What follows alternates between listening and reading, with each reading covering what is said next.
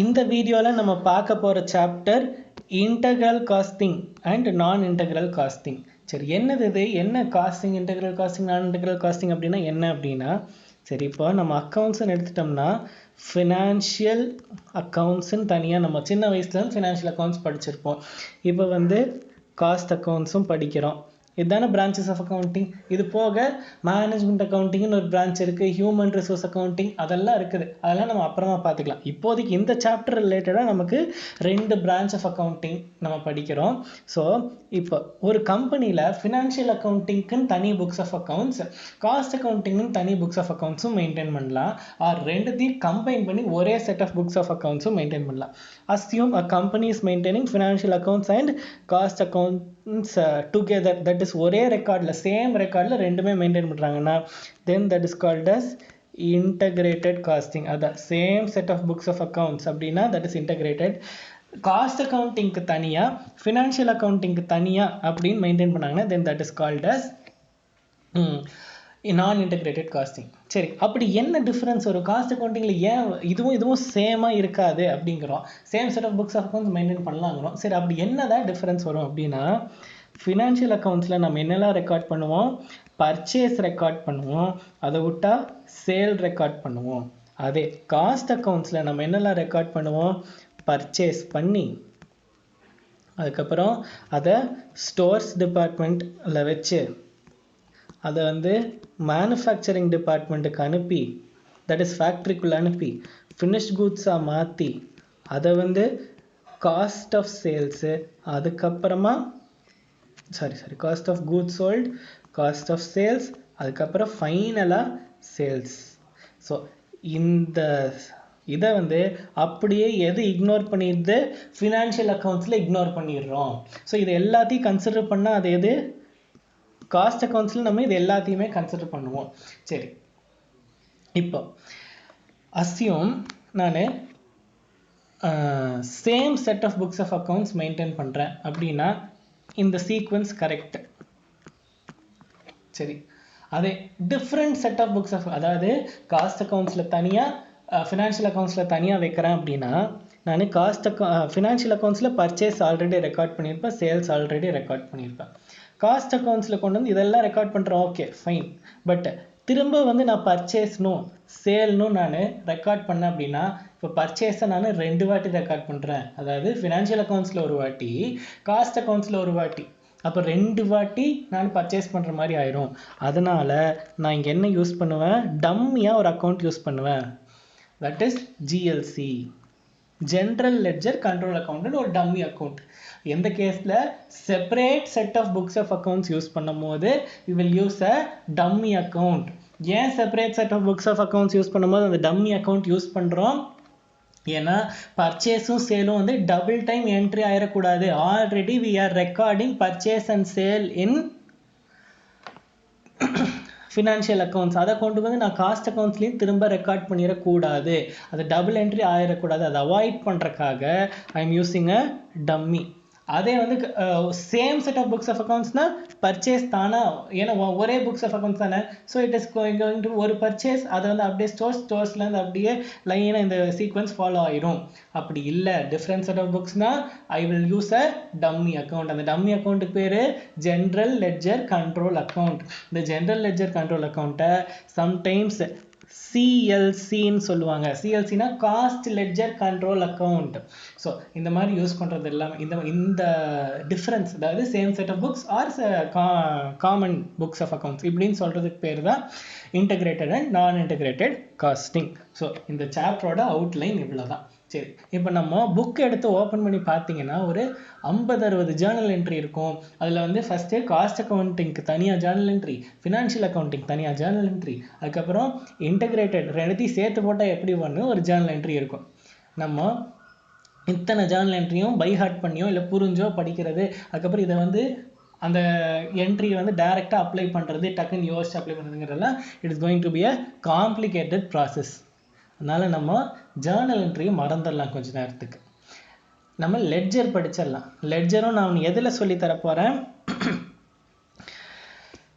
நான் இன்டகிரேட்டட் காஸ்டிங்கில் நான் லெட்ஜர் சொல்லி தரேன்.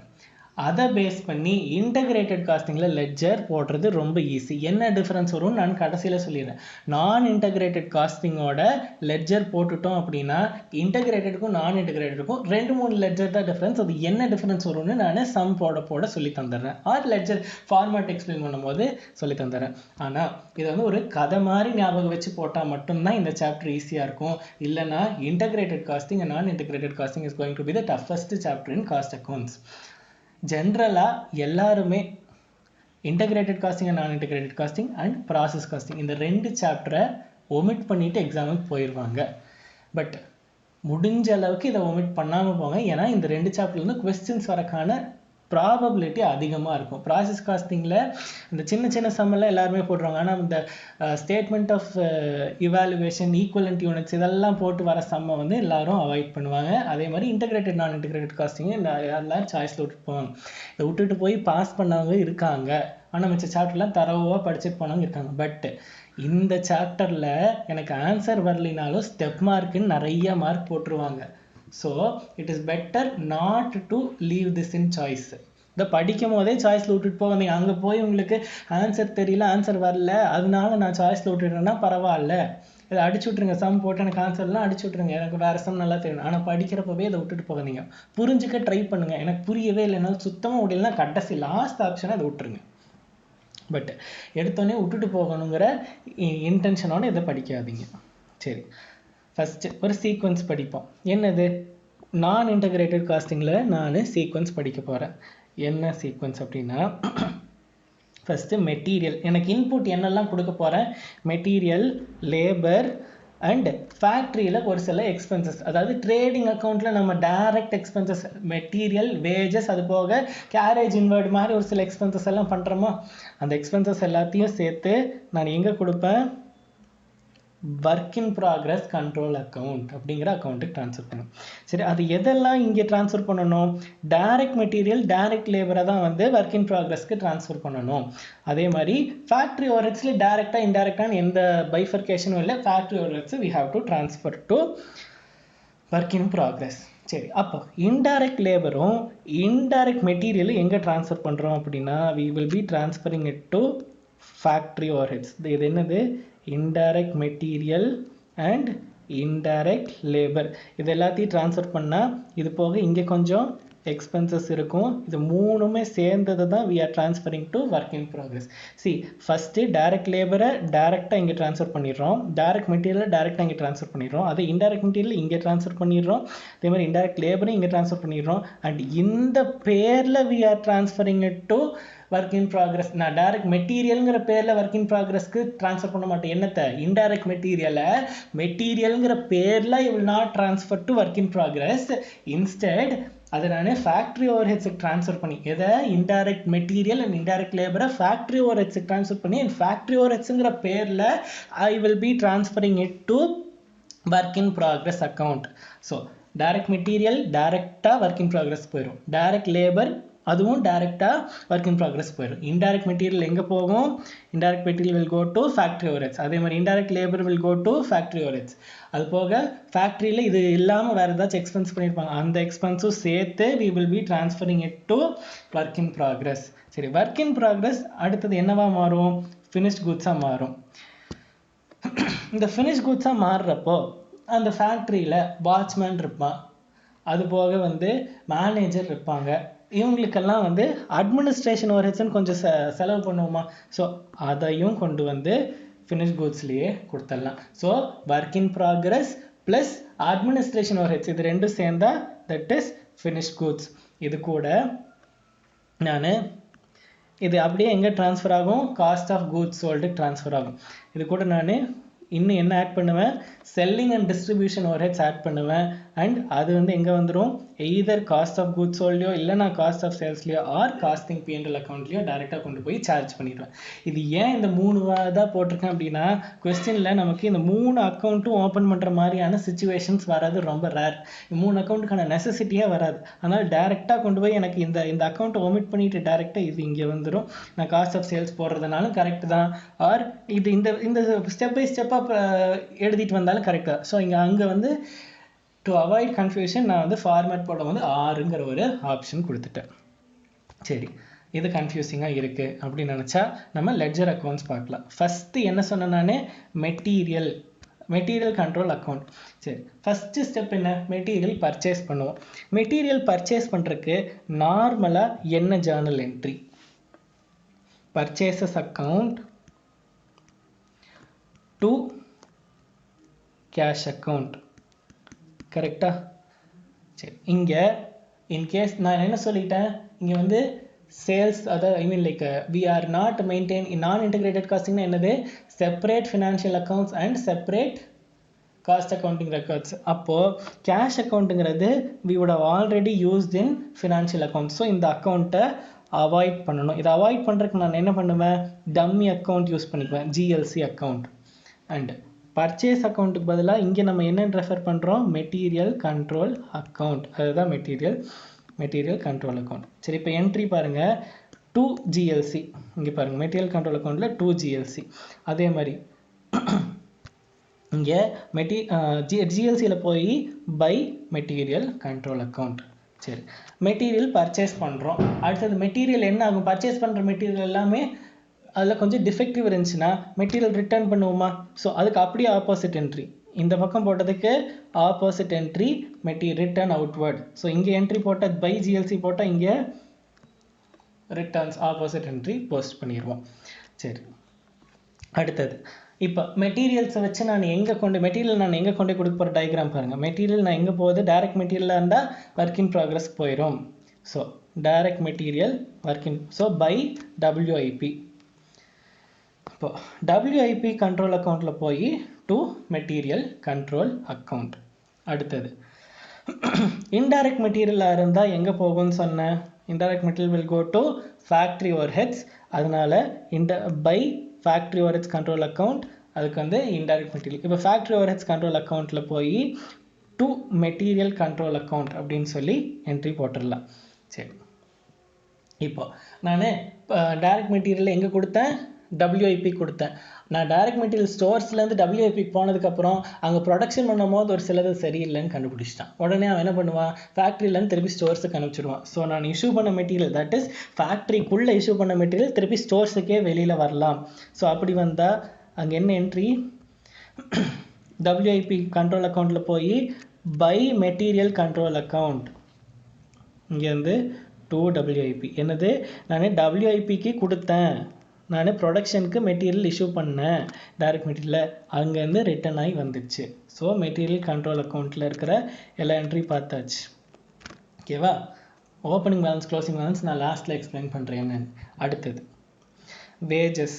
வேஜஸ் நம்ம லேபருக்கு பே பண்ணுவோம். என்ன என்ட்ரி வரும்? Wages to cash. இங்கே கேஷுக்கு பதிலாக we are using GLC. இப்போ நேராக wages control account, labour control account R wages எல்லாமே ஒன்று தான். இங்கே கொஸ்டினில் வேஜஸ்னும் கொடுத்துருப்பாங்க ஆர் இது அதே மாதிரி இங்கே ஸ்டோர்ஸ்னு சொல்லுவாங்க, மெட்டீரியல்னு சொல்லுவாங்க. ஸோ நேம் வச்சு கன்ஃபியூஸ் ஆகிடாதீங்க. ஸ்டோர்ஸு மெட்டீரியல் எல்லாம் ஒன்று தான், அதே மாதிரி வேஜஸ் லேபர் எல்லாம் ஒன்று தான். ஓகே, ஸோ இங்கே என்னது? நம்ம 2 GLC அதே தான் இங்கேயும் ஒன்று போட போகிறோம். 2 GLC. கொஸ்டினில் இன்கர்ட் ஆர் அக்கர்ட் இந்த மாதிரி வேர்டெல்லாம் யூஸ் பண்ணால் அது வந்து பே பண்ணியிருக்காங்க, இல்லை இந்த வருஷம் அதுக்கான அமௌண்ட் ஆயிருக்கு அப்படிங்கிற மாதிரி எடுத்துக்கணும். அப்போ அங்கே போட்டோம்னா இங்கே ஜிஎல்சி அக்கௌண்ட்டில் பை வேஜஸ் கண்ட்ரோல் அக்கௌண்ட். சரி, டைரக்ட் மெட்டீரியலாக இருந்தால் அது எங்கே? டைரக்ட் வேஜஸாக இருந்தால் அது எங்கே போகும்? WIPக்கு போகும். இன்டைரக்ட் வேஜஸாக இருந்தால் அது வந்து ஃபேக்ட்ரி ஓவர்ஹெட்ஸ் போகும். சரி, WIPயில் போய் இதே என்ட்ரி செக் பண்ணிடலாம். எஸ் இருக்குது. அதே மாதிரி இங்கே வாங்க, அடுத்தது ஃபேக்ட்ரி ஓவர்ஹெட்ஸுக்கு போயிருக்கா இன்டைரக்ட் வேஜஸ், அங்கே போய் அப்போ ஃபேக்ட்ரி ஓவர்ஹெட்ஸுக்கு போய் இன்டைரக்ட் வேஜஸ் இருக்கா? எஸ் இருக்குது.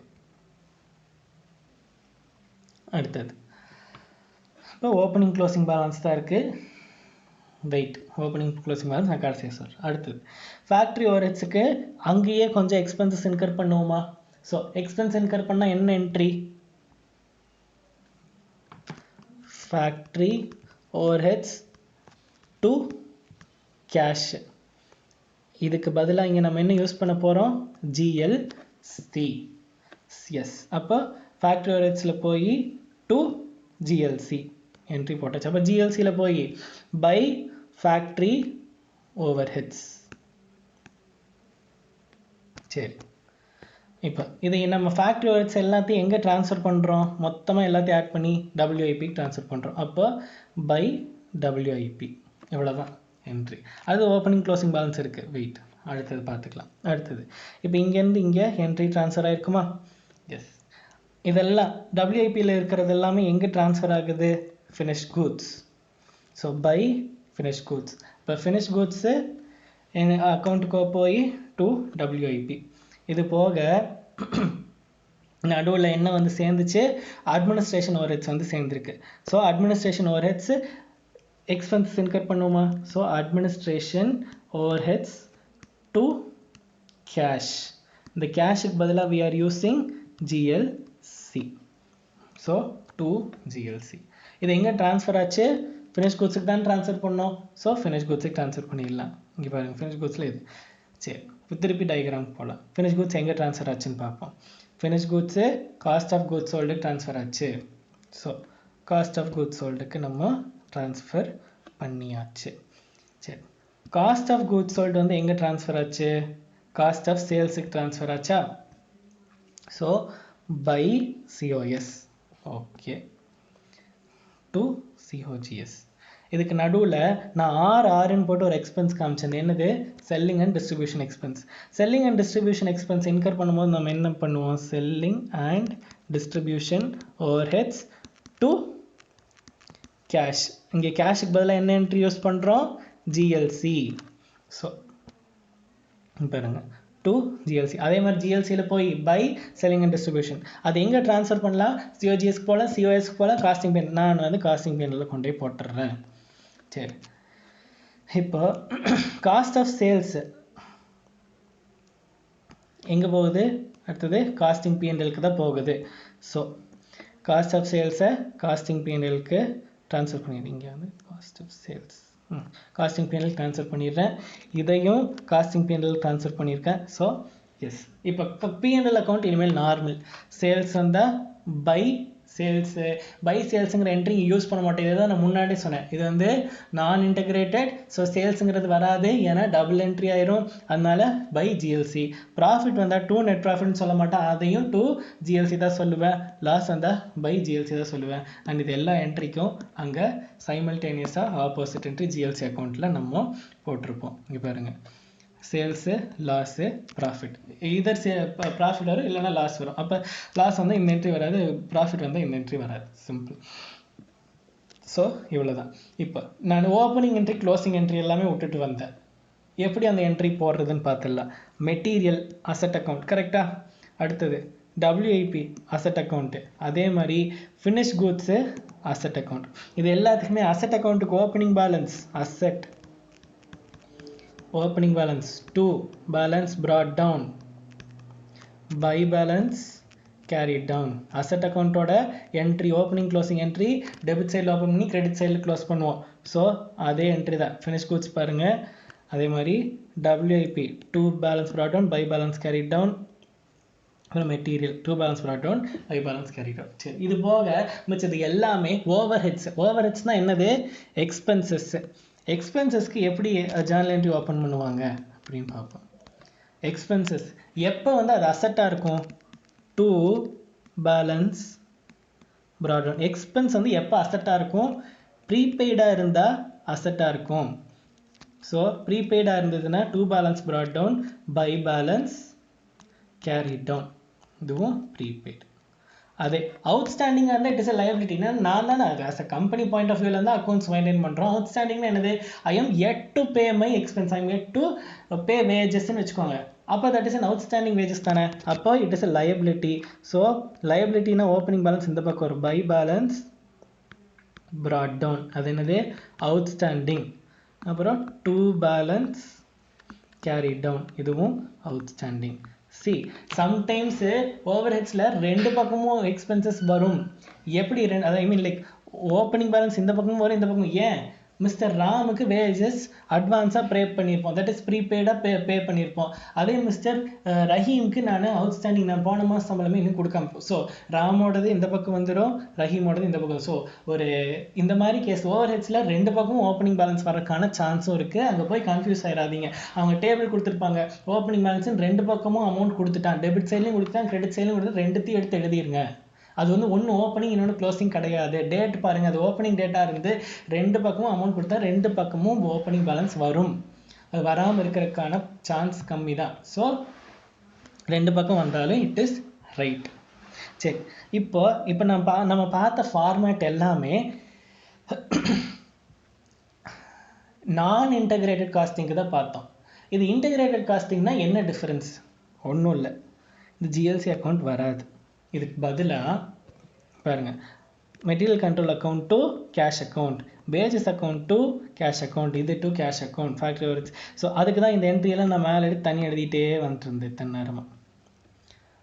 ஸோ இது எல்லாமே டேரெக்டாக கேஷ் அக்கௌண்ட்டுக்கே போயிடும். அப்படி இல்லை, நான் கேஷ் பே பண்ணல அப்படின்னா நான் பர்ச்சேஸ்க்கு என்ன என்ட்ரி போடுவேன்? ஃபார் எக்ஸாம்பிள், நான் I am purchasing material from Gopi அப்படின்னா மெட்டீரியல் கண்ட்ரோல் அக்கௌண்ட் டு கோபின்னு எழுதியிருப்பேன். அப்போ கோபிக்கு ஒரு லெட்ஜர் அக்கௌண்ட் வந்துடும். அதே மாதிரி வேஜஸ் நான் பே பண்ணல அப்படின்னா டூ, யாருக்கு நான் பே பண்ணலையோ அவங்க பேர் வந்துடும். மிஸ்டர் எக்ஸ்னா 2x, கேஷாக பே பண்ணுறதா 2 கேஷு, அதே பே பண்ணலன்னா 2x or Y or Z. So அது வந்து டிபெண்டிங் ஆன் இது. அதே காஸ்டிங்கில் பார்த்துட்டோம்னா இது எதுவுமே வராது, இங்கே கோபியும் வராது, கேஷும் வராது. அங்கே வந்து நான் இன்டிகிரேட்டுக்கு ஜிஎல்சின்னு ஒரு அக்கௌண்ட். ஸோ ஜிஎல்சி அக்கௌண்ட் வராமல் அந்த இடத்துல எல்லாமே வந்து சிம்பிள். இப்போ இங்கே பாருங்கள், வேஜஸ் கண்ட்ரோல் அக்கௌண்ட் இருக்குது, இங்கே வந்து 2 கேஷ்ன்னு போட்டிருப்போம் எப்போ இன்டகிரேட்டட் காஸ்டிங்காக இருந்தால். அதே வந்து நான் இன்டகிரேட்டடாக 2 ஜிஎல்சி. அந்த ஜிஎல்சின்னு வர இடத்துல எல்லாமே வேறு பேரோ இல்லை கேஷோ பேங்க்கோ வரும். டிபெண்டிங் ஆன் அமௌண்ட் பெய்டாக இருந்தால் கேஷ் ஆர் பேங்க் வரும், அமௌண்ட் பே பண்ணலன்னா பார்ட்டி நேம் வரும். ஸோ இந்த சாப்டர் படிக்கிறதுக்கு முன்னாடி அக்கௌண்ட்ஸ் பேசிக்ஸ் ஸ்ட்ராங்காக இருந்தால் இந்த சாப்டர் ரொம்ப ஈஸி. அக்கௌண்ட்ஸ் பேசிக்ஸில் ஸ்ட்ராங்காக இல்லைன்னா இந்த சாப்டர் எவ்வளோ கஷ்டப்பட்டாலும் இது கஷ்டமாக தான் இருக்கும். லைக் காஸ்டிங்க்கும் இதுக்கும் ஆன ரிலேஷன் கம்மி தான். It is all based on accounts. So அக்கௌண்ட்ஸில் ஸ்ட்ராங்காக இருந்தால் சாப்டர் ஈஸியாக இருக்கும். சரி, ஃபஸ்ட்டு சம் பார்க்கலாம். As on 31st March 2006, the following balances existed in a firm's cost ledger. Cost லெட்ஜர்னு கொடுத்துட்டாங்க, அதனால் இது என்னது? நான் இன்டகிரேட்டட். அவங்க இன்டகிரேட்டட் பற்றி பேசல, அவங்க வந்து வெறும் காஸ்ட் லெட்ஜர் பற்றி மட்டும்தான் பேசுகிறாங்க. அதனால சரி, இப்போ இந்த சம்மை போட போகிறதுக்கு முன்னாடி நான் ஃபஸ்ட்டு ஃபார்மேட்டை எழுதிக்கிறேன். சம்மில் என்னென்ன டீட்டெயில்ஸ் இருக்குன்னே நான் பார்க்கல, அது இன்டகிரேட்டடா நான் இன்டகிரேட்டட். ஸோ எடுத்தோன்னே நான் ஃபார்மேட் எழுதிக்கிறேன். சரி, ஃபஸ்ட்டு என்ன அக்கௌண்ட் ஓப்பன் பண்ணுவோம் ஃபார்மேட்டில்? இங்கே ஜென்ரல் லெட்ஜர் கண்ட்ரோல் அக்கௌண்ட், அதுதான் ஜென்ரல் லெட்ஜர் கண்ட்ரோல் அக்கௌண்ட். அடுத்தது மெட்டீரியல் கண்ட்ரோல் அக்கௌண்ட். அந்த ஃபஸ்ட்டு நம்ம ஒரு டயக்ராம் பார்த்தோம்ல, இந்த டயக்ராம் ஞாபகம் இருந்தால் போதும். General ledger control account, second வந்து மெட்டீரியல், தேர்ட் வந்து லேபர், ஃபோர்த் வந்து ஃபேக்ட்ரி ஓவர் ஹெட்ஸ். இதெல்லாம் சேர்ந்து எங்கே வருது? Work in progress control account. அதுக்கு அடுத்தது அட்மினிஸ்ட்ரேஷன் ஓவர் ஹெட் 7, 8, 9, 10, 11, 12. இந்த சீக்வன்ஸ் மட்டும் ஃபஸ்ட்டு இது பண்ணிக்கலாம். இந்த சீக்வன்ஸில் எல்லாத்துக்கும் அக்கௌண்ட் ஓப்பன் பண்ணிடலாம். அக்கௌண்ட் ஓப்பன் பண்ணிவிட்டு ஓப்பனிங் பேலன்ஸ் க்ளோசிங் பேலன்ஸ் எழுதிடலாம். சரி, ஓப்பனிங் பேலன்ஸ் க்ளோசிங் பேலன்ஸ் இதுக்கு எப்போதுமே by balance brought down, to balance carry down தான் வரும். எதுக்கு? ஜென்ரல் லெட்ஜர் கண்ட்ரோல் அக்கௌண்ட்டுக்கு.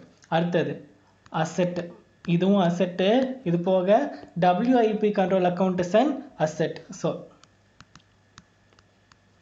அதுக்கு அடுத்தது finished goods is an asset. இது எல்லாத்துக்கும் to balance brought down, by balance carry down தான் ஒரு டெபிட் சைடில் ஓப்பன் பண்ணி கிரெடிட் சைடில் நான் க்ளோஸ் பண்ணிடுவேன். அடுத்தது எக்ஸ்பென்சஸ் எல்லாமே என்ன சொல்லிட்டேன்? டெபிட் சைடில், அதாவது ப்ரீபெய்டாக இருந்ததுன்னா இந்த பக்கம் ஓப்பன் பண்ணி டெபிட் சைடு ஓப்பன் பண்ணி கிரெடிட் சைடு க்ளோஸ் பண்ணுவேன். அது அவுட்ஸ்டாண்டிங்காக இருந்ததுன்னா. ஓகேவா? அடுத்தது அடுத்த என்ன எக்ஸ்பென்ஸ்? Factory overheads.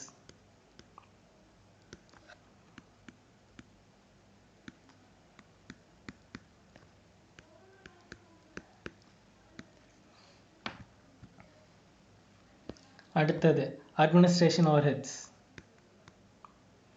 நான் முன்னாடி காமிச்ச அதே ஆர்டரில் தான் லெட்ஜர் அக்கௌண்ட்ஸ் ஓப்பன் பண்ணியிருக்கேன். ஸோ அந்த ஆர்டர் தெரிஞ்சுக்கோங்க. ஏன் ப்ரீபெய்டு இஸ் அசெட்டு, இது ஏன் வந்து டெபிட் சைடில் ஓப்பன் பண்ணணும், இட் இஸ் அன் அசெட். ஏன் அசெட்டு, நான் என்னோட எக்ஸ்பென்ஸை நான் முன்னாடியே பே பண்ணியிருந்தேன் அப்படின்னா that will become an asset. அதே வந்து ஏற்கனவே எனக்கு இருக்கிற எக்ஸ்பென்ஸை நான் பே பண்ணல, that is outstanding, so that is a liability. இங்கே ப்ரீபெய்ட் ஆர் அட்வான்ஸ், இங்கே அவுட்ஸ்டாண்டிங்.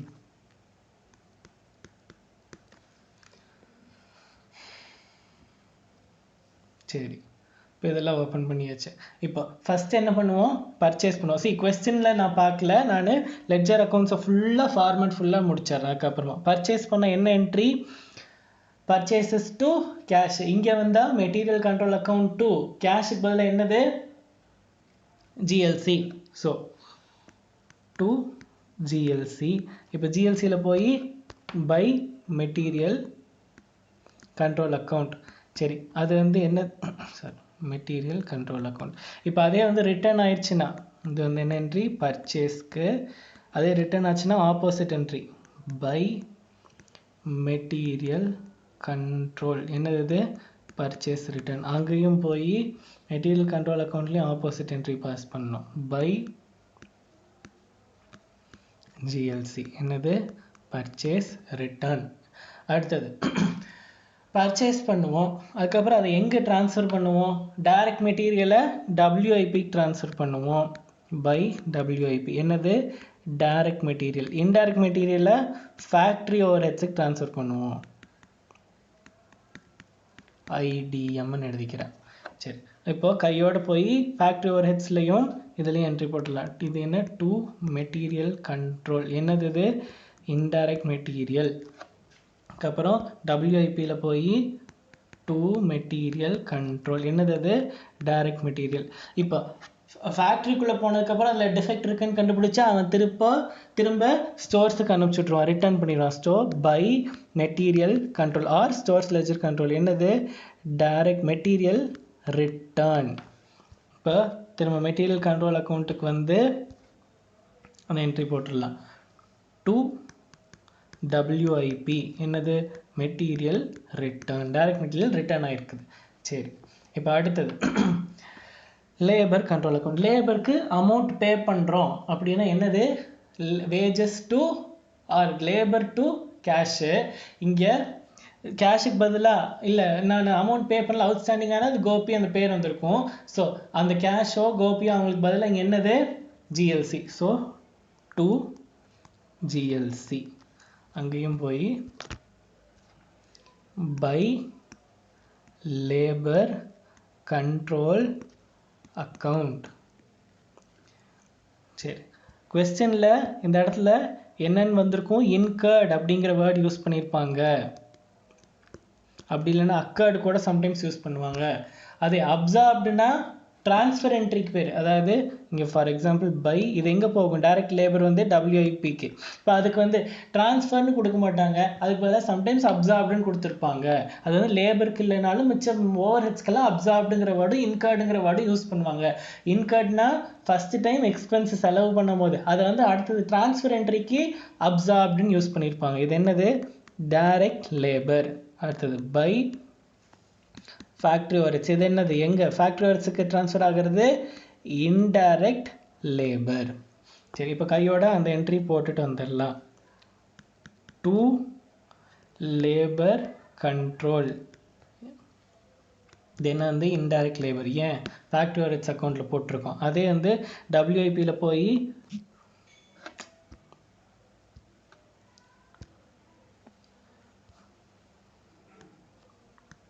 To labour control. இது வந்து டைரக்ட் லேபர். ஓகே, இப்போ லேபர் கண்ட்ரோல் அக்கௌண்ட் முடிஞ்சிருச்சு. Factory overheads. ஃபேக்ட்ரி ஓவர்ஹெட்ஸில் எல்லா என்ட்ரி ஆல்ரெடி போஸ்ட் பண்ணியிருக்கோம், ஒன்று தவிர. இதுக்குன்னே கொஞ்சம் எக்ஸ்பென்சஸ் ஆகும்ல, அந்த எக்ஸ்பென்சஸ் ஒரு நிமிஷம். To GLC. இங்கே எக்ஸ்பென்சஸ் இன்கர் பண்ணுறது டு ஜிஎல்சி. இப்போ by factory overheads control account. இப்போ இங்கே by இது எங்கே ட்ரான்ஸ்ஃபர் ஆகும், எல்லாமே சேர்ந்து WIPக்கு தான் ட்ரான்ஸ்ஃபர் ஆகும். ஸோ WIPயில் போய் to factory overheads control account. சரி, இப்போ இதெல்லாம் சேர்ந்து எங்கே ட்ரான்ஸ்ஃபர் ஆகும், ஒர்க் இன் ப்ராக்ரஸ்லேருந்து எங்கே போகும், ஒர்க் இன் ப்ராக்ரஸோட அவுட்புட் என்னது, ஃபினிஷ்ட் கூட்ஸ். அப்போ பை ஃபினிஷ்ட் கூட்ஸ் அக்கௌண்ட். இப்போ இதுக்கான என்ட்ரி ஃபினிஷ்ட் கூட்ஸில் போய் டு என்னது WIP. சரி, நடுவில் அட்மினிஸ்ட்ரேஷன் ஓவர் ஹெட்ஸ் இன்கர் ஆகுதா, ஸோ இன்கர் பண்ணும்போது என்னது என்ட்ரி டு GLC. இன்கர்னா என்ன, செலவு பண்ணுறது தான் இன்கர் பண்ணுறதுங்கிறது. ஸோ இங்கே வந்து by administration overheads control account. அதை எங்கே ட்ரான்ஸ்ஃபர் பண்ணுவோம், அதையும் ஃபினிஷ் கூட்ஸுக்கு தான் ட்ரான்ஸ்ஃபர் பண்ணுவோம், பை ஃபினிஷ் கூட்ஸ். சரி, அடுத்தது இப்போ finish கூட்ஸில் to administration overheads.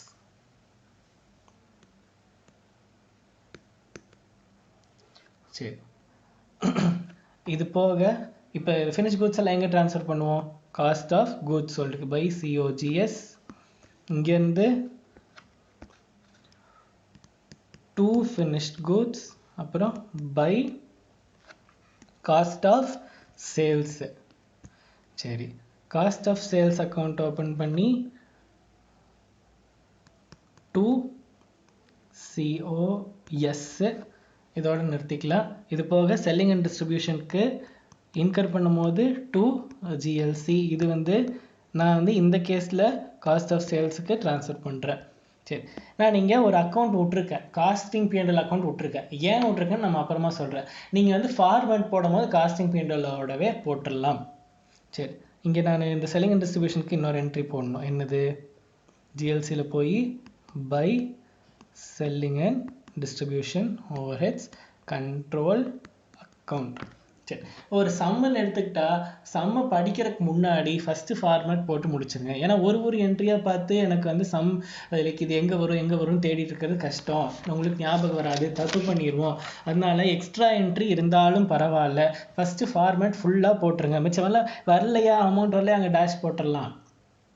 Okay, first stores ledger control account, அது அப்படி இல்லைனா மெட்டீரியல் கண்ட்ரோல் அக்கௌண்ட். அதோட ஓப்பனிங் பேலன்ஸ் லைனாக கொடுத்தாங்க, என்னது ஒர்க் இன் ப்ராக்ரஸ் கொடுத்தாங்க, ஃபினிஷ் ஸ்டாக் கொடுத்தாங்க. எல்லாத்தோட ஓப்பனிங் பேலன்ஸை எடுத்து போஸ்ட் பண்ணிடலாம். மெட்டீரியல் கண்ட்ரோல் அக்கௌண்ட்டில் போய்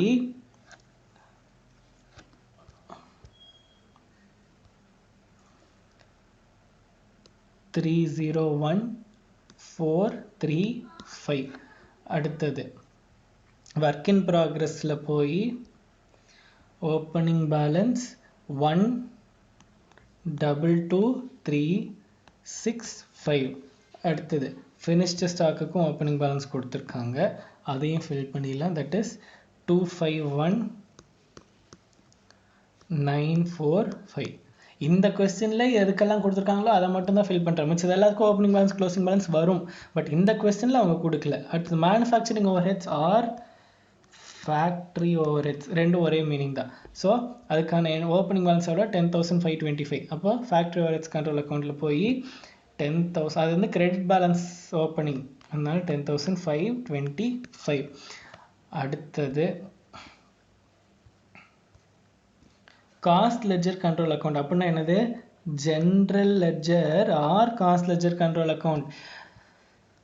அப்போ 6,65,220 கிரெடிட்டில் ஓப்பன். ஸோ 6,65,220.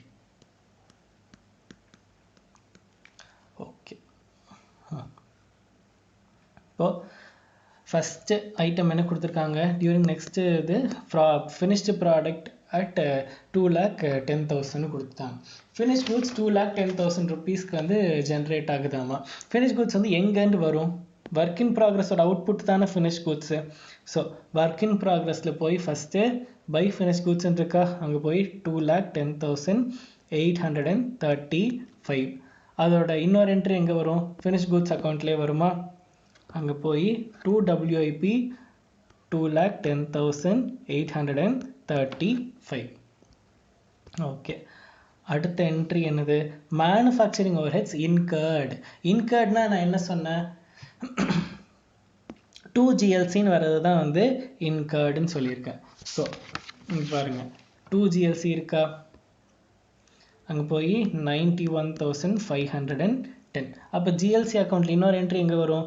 GLC அக்கௌண்ட்டில் போய் ஃபேக்ட்ரி ஓவர்ஹெட்ஸில் வந்து 91,510. அடுத்தது என்னது? 1,23,000. என்னது அது? மெட்டீரியல் பர்ச்சேஸ்டுன்னு கொடுத்துட்டாங்க. அப்போ மெட்டீரியல் பர்ச்சேஸ்க்கு என்ன? இங்கே மெட்டீரியல் அக்கௌண்ட்டில் போய் 2 GLC இதுதானே பர்ச்சேஸ் என்ட்ரி. So amount 1,23,000. அப்போ GLCயில் போய்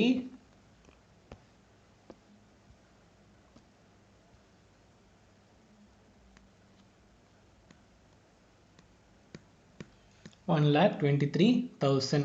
அடுத்தது direct wages, indirect labour. So ரெண்டும் ஒன்று தான், ஆனால் டைரக்ட் இன்டைரக்ட்னு பிரித்து கொடுத்துருக்காங்க. ஸோ டைரக்ட் வேஜஸ் எவ்வளோ? 50,330. இங்கே direct labour indirect labour differentiation எங்கே இருக்குது? இங்கே தான் இருக்குது. ஸோ 50,330. இன்டைரக்ட் வந்து 21,665. இப்போ இது எங்கே போகணும்? WIPயில் போய் 50,330 கையோட போட்டுடலாம். இங்கே ஃபினிஷ் குட்ஸ் ஃபேக்ட்ரி ஓவர்ஹெட்ஸில் எவ்வளோ வரணும்? 21,665. ஸோ அதையும் போட்டுடலாம். இன்னொன்று WIPயில் லேபர் கண்ட்ரோல் அக்கௌண்ட்டில் அமௌண்ட் வந்து 50,330. Okay, cost of sales. Cost of sales எவ்வளோ? 1,85,890. ஸோ காஸ்ட் ஆஃப் சேல்ஸ் வந்து எங்கேருந்து வரும்? காஸ்ட் ஆஃப் கூட்ஸ் சோல்டுலேருந்து தானே வரும். எஸ், 1,85,890. ஓகே, அப்போ அங்கேருந்து 1,85,890. ஓகே,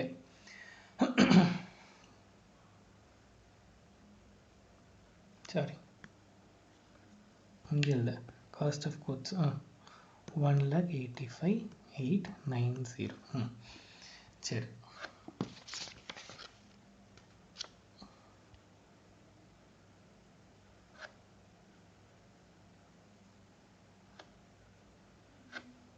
அடுத்தது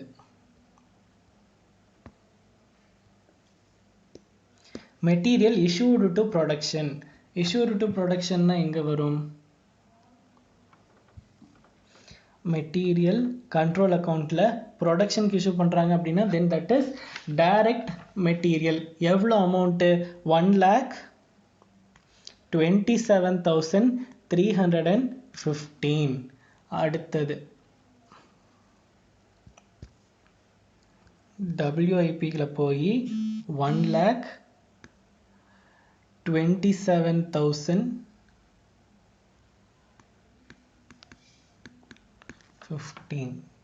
ஓகே, அடுத்தது மெட்டீரியல் ரிட்டர்ன்ட் அட் காஸ்ட் 5,380. ஆனால் sorry, that is sales returned at cost. So காஸ்ட்டில் சேல்ஸ் ரிட்டர்ன் ஆயிருக்கு அப்படின்றதுனால நான் பை ஃபினிஷ்ட் கூட்ஸ் எவ்வளோ?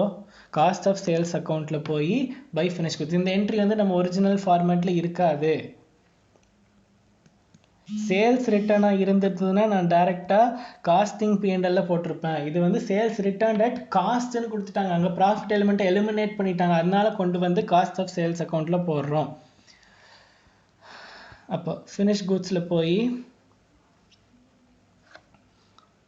2 COS எவ்வளோ? 5,380. அடுத்தது மெட்டீரியல்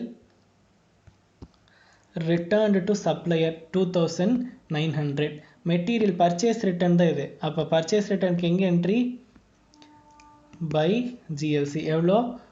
2,900. அப்போ ஜிஎல்சியில் போய் to material control account.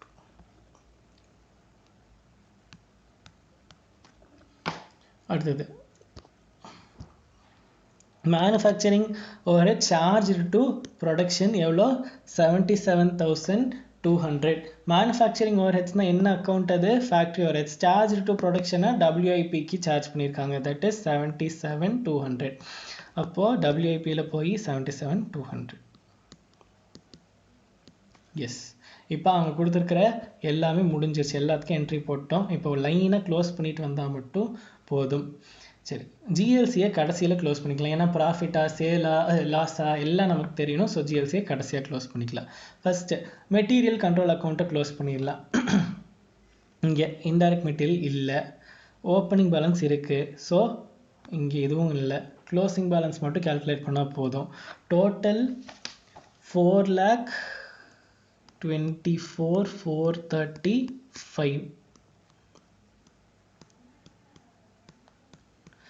Balancing figure 2,94,220. S. அடுத்தது லேபரில் ஓப்பனிங்கே இல்லை, க்ளோசிங்கும் இருக்காது. ஸோ இதுக்கு டைரெக்டாக டோட்டல் போட்டுடலாம். எவ்வளோ? 71,995. எஸ், 71,995. அப்போ இதுதானே பேலன்சிங் ஃபிகராக இருக்க முடியும். So that is 71,995. இங்கே ஓப்பனிங் அவுட்ஸ்டாண்டிங் இருந்ததுன்னா நான் க்ளோசிங் அவுட்ஸ்டாண்டிங் இருக்குங்கிற அசம்ஷனில் எடுத்திருப்பேன், இல்லைனா ப்ரீபெய்டாக இருந்ததுன்னா ப்ரீபெய்டுங்கிற இதில் எடுத்திருப்பேன். பட் இந்த வருஷம் இவ்வளோ செலவு பண்ணியிருக்கோம், தட் இஸ் டைரக்ட் மெட்டீரியலுக்கும் டைரக்ட் லேபருக்கு இவ்வளோ, இன்டைரக்ட் லேபருக்கு இவ்வளோ இஷ்யூ பண்ணியிருக்கோம். ஸோ ஆப்வியஸ்லி இந்த இடத்துல அதுக்கான அமௌண்ட்டை நம்ம வேஜஸ் பே பண்ணியிருப்போம். ஸோ வேஜஸ் பே பண்ணால் என்ன என்ட்ரி? இங்கே 2 GLC தான் வரணும். அதனால் ரெண்டுத்தையும் சேர்த்து டோட்டல் போட்டு 2 GLC அதையவே கொண்டு வந்து 7,995 இங்கே என்ட்ரி போட்டுடுறேன். அடுத்தது ஃபேக்ட்ரி ஓவர்ஹெட்ஸ் கண்ட்ரோல் அக்கௌண்ட். இங்கே இதுவும் இருக்குது, இதுவும் இருக்குது. இன்டைரக்ட் மெட்டீரியல் இல்லை, நமக்கே தெரியும். ஓப்பனிங் அவுட்ஸ்டாண்டிங் இருக்குது. சரி, இங்கே ஓப்பனிங் பேலன்ஸ் இல்லை. க்ளோசிங் பேலன்ஸ் எந்த பக்கம் வருது? இங்கே 113175. இங்கே 113175. ஏன்னா இங்கே பேலன்ஸ் இங்கே தான் கம்மியாக இருக்குது. ஸோ பேலன்சிங் ஃபிகர் இந்த பக்கம். So that is prepaid 25,450.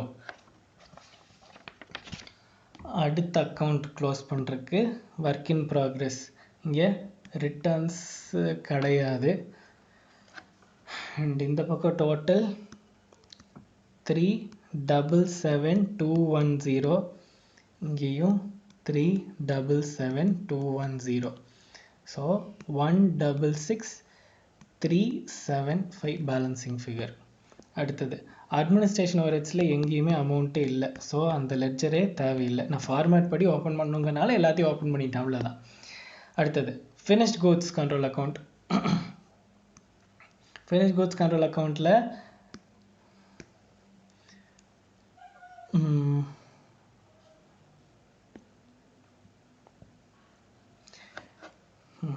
இங்கே ஃபஸ்ட் இந்த அக்கௌண்ட் க்ளோஸ் பண்ணிட்டு வந்தல, இப்போ நம்ம ரிவர்ஸில் தான் வந்தாகணும்.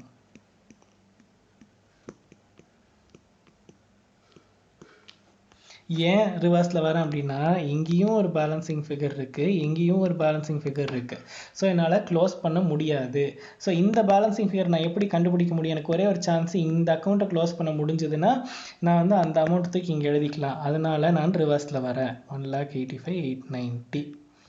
இது பேலன்சிங் ஃபிகர் இங்கே. அப்போ this is not a balancing figure. எனக்கு இங்கே வேல்யூ தெரிஞ்சிருச்சு. நான் ரிவர்ஸில் வர்றேங்கிறது எல்லா சமயம் ரிவர்ஸில் தான் வரணுங்கலாம் கிடையாது. இந்த இடத்துல 2 மிஸ்ஸிங் ஃபிகர் இருந்ததுனால நான் ரிவர்ஸில் வரேன். ஸோ டோட்டல் போட்டால் 4,68,160. இந்த பக்கம் தான் அதிகமாக வருது.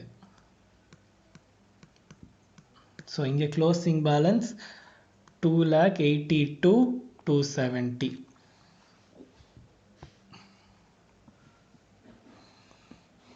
அடுத்தது செல்லிங் அண்ட் டிஸ்ட்ரிபியூஷன் எக்ஸ்பென்ஸ் இந்த சம்மில் இல்லை. ஓகே, லாஸ்ட்டாக வந்து காஸ்ட் ஆஃப் சேல்ஸு. அதில் நான் பை பேலன்ஸ் கேரி டவுன் 1,80,000 510 போட்டு டேலி பண்ணிடுறேன். எல்லாம் 1,85,890 தான் டோட்டல். சரி, இந்த சம்மில் இந்த மாதிரி ஒரு என்ட்ரி போட்டு நான் க்ளோஸ் பண்ணுறேன். பட் ஜென்ரலாக இந்த என்ட்ரி போட்டு க்ளோஸ் பண்ண மாட்டோம். ஏன் அப்படின்னா, இந்த சம்மில் ஏன் இப்படி பண்ணுறோம் அப்படின்னா, என்னோட சேல்ஸ் வந்து தெரியாது.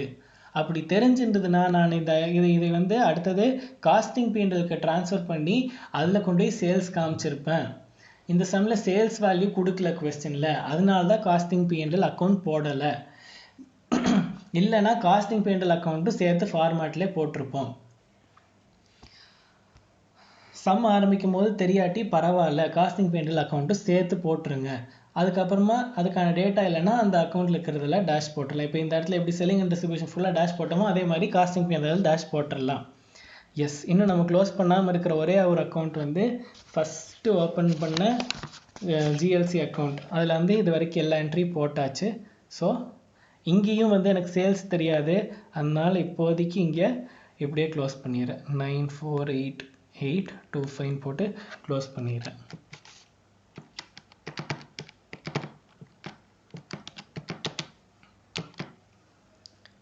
$951,725 இது வந்து பேலன்சிங் ஃபிகர்.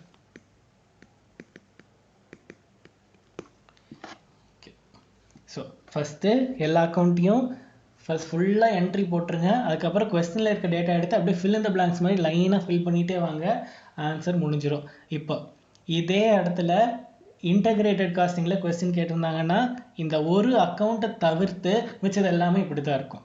ஃபார் எக்ஸாம்பிள் இந்த இடத்துல கேஷ் பே பண்ணியிருப்பான், இங்கே எல்லாம் கேஷாக பே பண்ணியிருப்பான். ஸோ இதுக்கு பதிலாக கேஷ் அக்கௌண்ட்டில் பண்ணியிருப்போம்.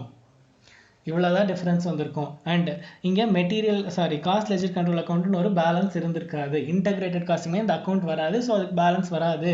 அதுக்கு பதிலாக நம்ம கேஷ் ஆர் பேங்க் மூலமாக எல்லாமே பே பண்ணியிருப்போம். பே பண்ணலன்னா அந்த particular R concerned party name வந்துடும். இதை தவிர வேறு எந்த சேஞ்சும் இல்லை between integrated and non integrated costing. அடுத்த சம் பார்க்கலாம். அடுத்த சம்க்கும் போன சம்க்கும் பெரிய டிஃப்ரென்ஸ் எல்லாம் இல்லை. ஃபர்ஸ்ட் சம்க்கும் செகண்ட் சம்க்கும் எந்த டிஃப்ரென்ஸும் இல்லை. It is the same. நான் வந்து என்ன பண்ணிட்டேன்னா, எடுத்து ஃபார்மேட்டை ஆல்ரெடி ஃபில் பண்ணி வச்சுட்டேன். திருப்பி அதை எழுதி காமிக்க வேண்டாம்னு ஆல்ரெடி ஃபார்மேட் ஃபுல்லாக ஃபில் பண்ணி வச்சுட்டேன். டேரெக்டாக எடுத்து அமௌண்ட்டை சப்ஸ்டியூட் பண்ணிகிட்டே போயிடலாம். ஆனால் இந்த சம் ஆரம்பிக்கிறதுக்கு முன்னாடி ஒரே ஒரு அடிஷ்னல் பாயிண்ட் என்ன அப்படின்னா, ஜென்ரல் லெட்ஜர் கண்ட்ரோல் அக்கௌண்ட்டோட ஓப்பனிங் அண்ட் க்ளோசிங் பேலன்ஸ் கொடுக்கலன்னா, எங்கிட்ட இருக்கிற எக்ஸிஸ்டிங் லெட்ஜர்ஸோட ஓப்பனிங் பேலன்ஸோட total is my opening balance for general ledger control account. வேறு எல்லா லெட்ஜரில் இருக்கிற ஓப்பனிங் பேலன்ஸோட total is the opening balance of general ledger control account. அண்ட் மிச்ச எல்லா லெட்ஜரோட closing balance total is the total of general ledger control account. is the closing balance of general ledger control account. For example, இந்த கொஸ்டினில் பாருங்கள், மெட்டீரியலுக்கு கொடுத்துருக்காங்க, work in progress கொடுத்துருக்காங்க, finish stock கொடுத்துருக்காங்க, ஓப்பனிங் க்ளோசிங் பேலன்ஸ். இங்கே கொடுத்துருக்கிற எந்த டீட்டெயில்ஸுமே டியூரிங் த பீரியட் நடந்தது தான், ஓப்பனிங் க்ளோசிங் பேலன்ஸ் டீட்டெயில்ஸ் இல்லை. அதே மாதிரி ஜென்ரல் லெட்ஜர் கண்ட்ரோல் அக்கௌண்ட்கான opening balance closing balance details கொடுக்கல அப்படின்னா, இங்கே இருக்கிற லெட்ஜரோட ஓப்பனிங் பேலன்ஸோட டோட்டல் பண்ணுங்கள். That is 8,000 plus 5,000 plus 10,000. இதோட டோட்டல் தான் is my opening balance of general ledger control account. அப்போ டோட்டல் போட்டால் we will get 23,000. அதே மாதிரி க்ளோசிங் பேலன்ஸை டோட்டல் பண்ணுங்கள். டோட்டல் பண்ணால் we will get 32,000. 32,000. That is my general ledger control accounts closing balance. சரி, கையோட அந்த ஓப்பனிங் பேலன்ஸ் எல்லா ரெஸ்பெக்டிவ் லெட்ஜர்ஸில் போஸ்ட் பண்ணிட்டு வந்துடலாம். மெட்டீரியல் 8,000 11,000. ஸோ இங்கே 8,000, இங்கே 11,000. அடுத்தது ஒர்க் இன் ப்ராக்ரஸ் 5,000 9,000. ஒர்க் இன் ப்ராக்ரஸ் 5,000 9,000. அடுத்து ஃபினிஷ்டு ஸ்டாக்குன்னு நினைக்கிறேன். Finish stock 10,000 12,000.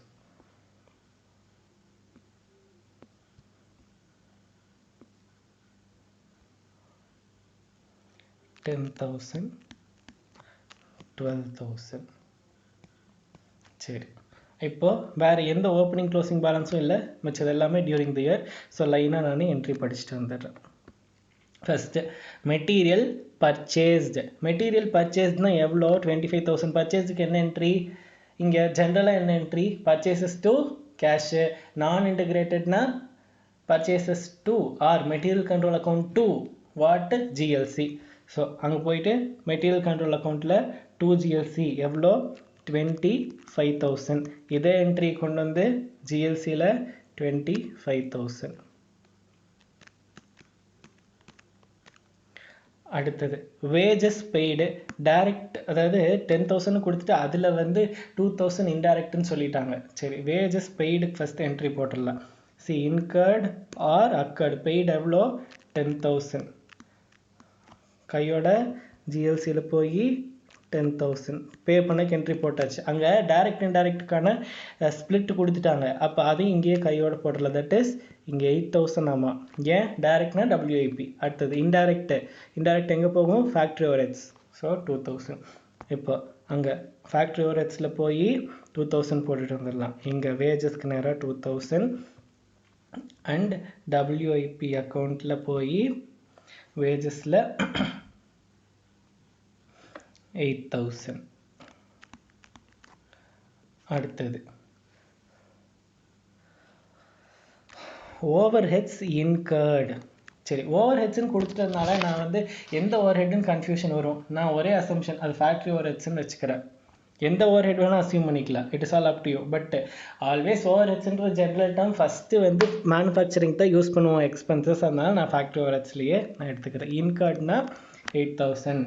அடுத்தது நான் ஸ்டார்டிங்கில் சொன்ன ஒரு வார்த்தை என்னது? 1 செகண்ட். அப்சார்ப்டுனா தட் இஸ் ட்ரான்ஸ்ஃபர் என்ட்ரின்னு சொன்னேன். அப்சார்ப்டுங்கிற வார்த்தைக்கு meaning transfer. That is they are actually இவ்வளோ வந்து அதுக்கு அப்சார்ப் பண்ணியிருக்குங்கிறது தான் இருக்குது.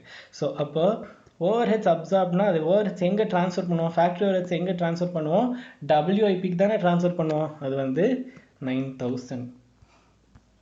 ஓகே, அதுக்கான எக்ஸ்ப்ளனேஷன் என்ன இருக்குது நான் சொல்கிறேன் கடைசியில். அடுத்தது சேல்ஸ் அமௌண்ட் தெரிஞ்சிருச்சு. சேல்ஸ் எங்கே வரும்? காஸ்டிங் P&L தான் சேல்ஸ் வரும். So costing P&L by GLC 50,000. இப்போ ஜிஎல்சிக்கு போய்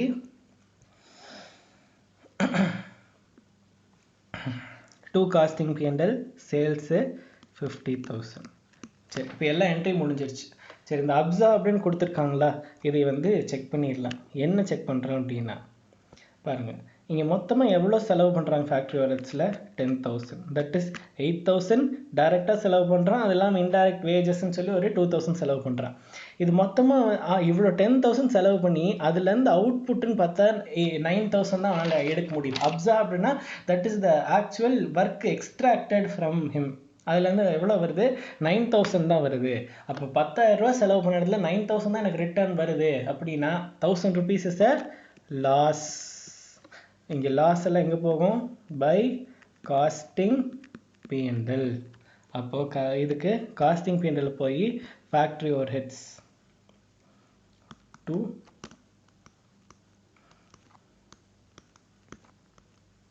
லாஸ் எவ்வளோ? 1,000. சரி, அவ்வளோதான். இப்போ எல்லாத்துலேயுமே என்ட்ரி முடிஞ்சிருச்சு. ஜிஎல்சி அக்கௌண்ட் கடைசியாக டேலி பண்ணிக்கலாம். அதுக்கு முன்னாடி ஃபஸ்ட்டு லைனாக டேலி பண்ணிட்டு போயிடலாம். ஃபஸ்ட்டு என்ன அக்கௌண்ட் டேலி பண்ணணும்? மெட்டீரியல் கண்ட்ரோல் அக்கௌண்ட் டேலி பண்ணிடலாம். மெட்டீரியல் கண்ட்ரோல் அக்கௌண்ட்டில் இது கிடையாது, இதுவும் கிடையாது, இது கிடையாது. ஓகே, அப்போ பேலன்சிங் ஃபிகர் வந்து கண்டிப்பாக வந்து மெட்டீரியல் இருந்தால் அதை வந்து ப்ரொடக்ஷனுக்கு இஷ்யூ பண்ணி தான் ஆகணும். ஸோ அதுதான் பேலன்சிங் ஃபிகர். இங்கே டோட்டல் 33,000. இங்கே இப்போ 22,000 will be transferred. ஓகே, அடுத்தது labour control account. Labour control account tally ஆயிடுச்சு 10,000. ஸோ அப்படியே விட்டுடலாம். அடுத்தது factory overheads control account, அதுவும் ஆல்ரெடி டேலிடு தான் 10,000. சரி, அடுத்தது work in progress control account. ஒர்க் இன் ப்ராக்ரஸ் கண்ட்ரோல் அக்கௌண்ட்டில் ஓப்பனிங் இருக்குது, க்ளோசிங் போஸ்ட் பண்ணியாச்சு. 1 செகண்ட், ஒரு என்ட்ரி மிஸ் ஆகுது. இங்கே இந்த டைரக்ட் மெட்டீரியல் வந்துச்சு, அதுக்கு டபுள் என்ட்ரி நான் போடல. ஸோ இங்கே 22,000. அடுத்தது இங்கே ஃபேக்ட்ரி ஓவர் ஹெட்ஸில் ட்ரான்ஸ்ஃபர் பண்ணோம், அந்த என்ட்ரி மிஸ் பண்ணிட்டு வந்துட்டேன். ஸோ 9,000.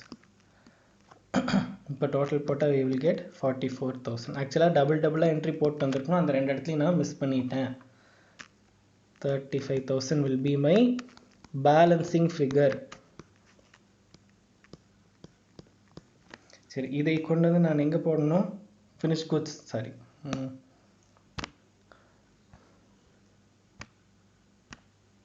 ஒரு நிமிஷம். இந்த அமௌண்ட் எங்கே போடணும்? ஃபினிஷ் குட்ஸில் போடணும். 35,000. சரி, அட்மினிஸ்ட்ரேஷன் எக்ஸ்பென்ஸ் எதுவுமே இல்லை, ஸோ அப்படியே விட்டுடலாம். இங்கேயும் அங்கே ட்ரான்ஸ்ஃபர் ஆகாது. ஸோ எல்லாமே சேர்ந்து it will get transfer to COGS. இங்கே 45,000, இங்கே 45,000, ஸோ இங்கே 33,000.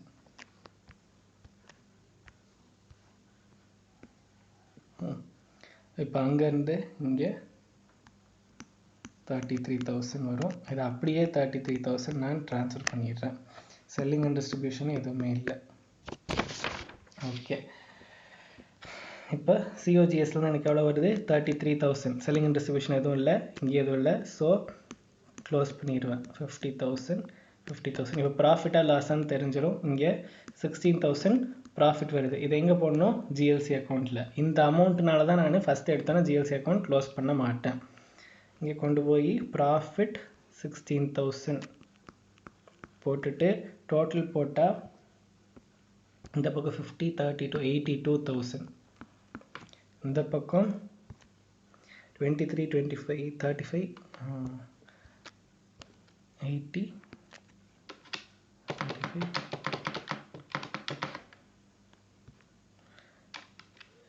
25 plus 10 plus 23 plus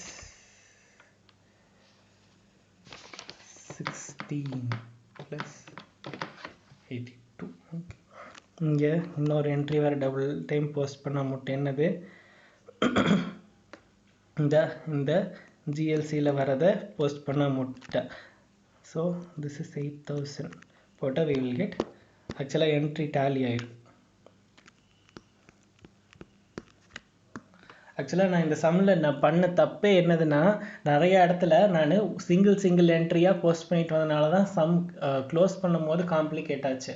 அப்படி இல்லாமல் கரெக்டாக நான் ஃபஸ்ட் டைம் என்ட்ரி போடும் போதே டபுளாக போட்டுட்டு வந்திருந்தேன்னா, டெபிட் பண்ணுறப்பெல்லாம் ஆப்போசிட் கிரெடிட் கரெக்டாக கொடுத்துட்டு வந்திருந்தேன்னா சம் ஃபஸ்ட்டு ஸ்ட்ரோக்லேயே டேலி ஆகிருக்கும். பட் நான் ஏற்கனவே 2 டைம் ப்ராக்டிஸ் பண்ண சம்லேயே எனக்கு டபுள் என்ட்ரி நான் போஸ்ட் பண்ணால் மிஸ் பண்ணுறேன் அப்படின்னா எக்ஸாமில் கண்டிப்பாக அந்த மிஸ் ஆக தான் செய்யும். ஸோ 2-3 வாட்டி எல்லா என்ட்ரி 2 வாட்டி போஸ்ட் பண்ணியிருக்கீங்களான்னு செக் பண்ணிவிட்டு அதுக்கப்புறமா க்ளோஸ் பண்ண ஆரம்பிங்க.